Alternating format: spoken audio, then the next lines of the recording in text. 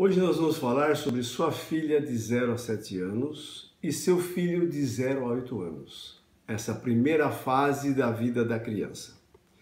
Vamos falar então desde a fecundação até a maturidade escolar. E aí vem a seguinte pergunta: quando a criança nasce e quando começa a vida?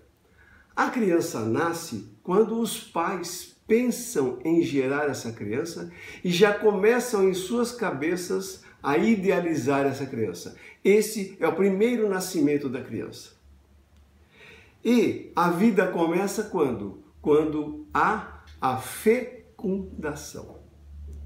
É muito importante nós conseguirmos pensar na vida intrauterina dessa criança. O que isso significa? Significa que ao longo do desenvolvimento do feto, esse feto já vai absorvendo as emoções da mãe.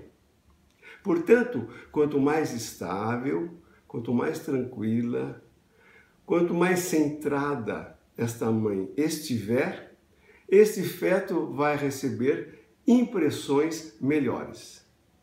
E quem auxilia a mãe nesta época é justamente o pai.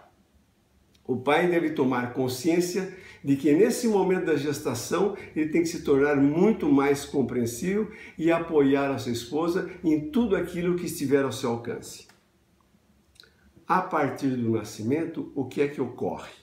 Uma estruturação do sistema neurosensorial. Ou seja, os órgãos da cabeça, os órgãos do sistema nervoso central e os órgãos dos sentidos. É muito importante percebermos que a criança vai se colocar em conhecimento com o mundo a partir dos órgãos do sentido, isto é, através do tato, do paladar, do olfato, da audição. E é muito importante, e da sua visão. E é muito importante percebermos o seguinte: um cuidado com estas impressões sensoriais.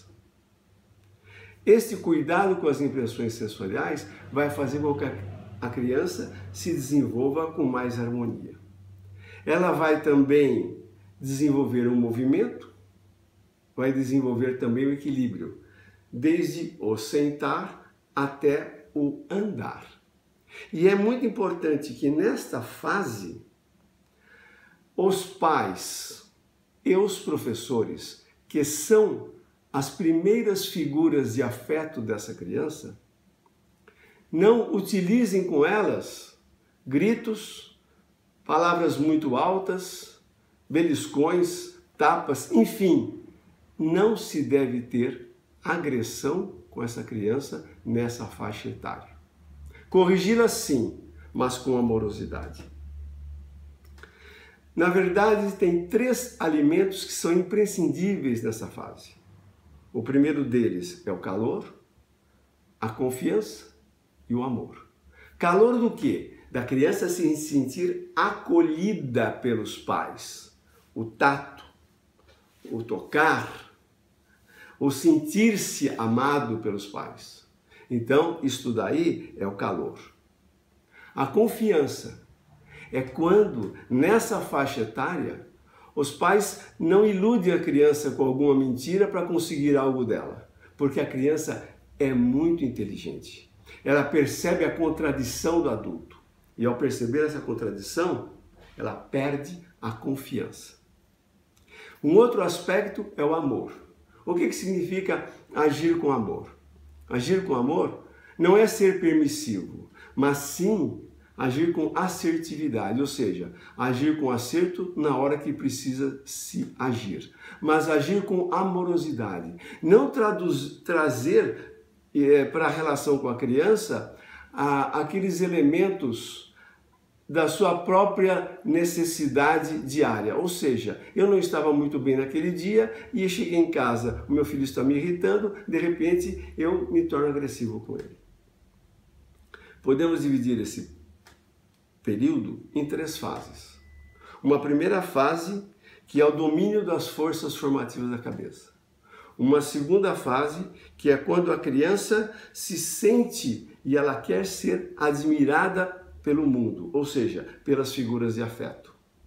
E nesse aspecto ela é imitativa, ela imita o adulto. Imitar o adulto significa que quando um adulto grita, esta criança grita. Quando o adulto fala calmo, esta criança fala calmo. Então é muito importante que os adultos tomem ciência de que a criança vai espelhar sua conduta na conduta deles. Um terceiro aspecto é que nessa fase a vontade da criança vai se tornando mais forte, ou seja, ela em contato com o mundo vai demonstrando mais o que ela é e ela tem uma pulsão de vida muito forte e que vem muitas vezes desordenada, ela quer tudo. Cabe ao adulto auxiliá-la com amorosidade a ordenar esta pulsão. E na medida que ela ordena esta pulsão, ela vai se tornar amanhã um adulto mais ordenado nas suas relações pessoais. Nós podemos perguntar: as condutas são aprendidas ou não? Sim, as condutas são aprendidas. O ser humano é um ser de aprendizado ao longo de toda a sua vida. Portanto, pais mais generosos, filhos mais generosos. Pais mais hábeis nas suas funções diárias vão tornar essa criança mais hábil para resolver as questões da sua vida. Por que os problemas surgem? Na nossa experiência clínica, nós percebemos o seguinte, que muitos pais não têm uma percepção do que ocorre com essa criança, ou seja, não a observam em vários ambientes diferentes, percebendo como ela reage. E muitas vezes, por não perceberem como ela reage, não fazem as correções adequadas conversando com essa criança. Um outro aspecto é quando os pais querem que essa criança haja como adulta e esquecem que ela é uma criança. Querem que ela tenha atitudes de adulto. E eles mesmos esquecem que um dia eles também já foram crianças. Outros pais não querem que as crianças errem. Não querem que seus filhos errem. Isso não é muito bom, porque na verdade eles precisam entender que o erro é um instrumento de aprendizagem. É através do erro que eu aprendo a me aprimorar naquilo que eu não estou fazendo de forma adequada. Não respeitam muitas vezes a criança na sua individualidade, ou seja, comparam-na com outras crianças, sendo irmãos ou não. E isso não é bom. Por quê? Porque pessoas são incomparáveis. Cada ser humano tem a sua singularidade e tem a sua excentricidade e precisa ser cuidado como tal. Então, tomar cuidado com esses itens significa, na verdade, você conseguir fazer com que essa criança perceba o respeito por ela. E ao perceber o respeito por ela, ela vai ter respeito pelos outros. E com isso, ela será uma criança que vai ter uma ética mais bem posicionada na sua vida. Eu vou ler para vocês um texto do John Fiske, que é um texto que eu acho muito interessante, e que diz o seguinte: a essência do nosso esforço para que toda criança tenha uma chance deve ser a garantia a cada uma delas de oportunidades iguais. Não para se tornarem semelhantes, mas sim diferentes. Para realizarem o potencial corpo, mente e espírito que cada uma possua exclusivamente. Até logo e até breve.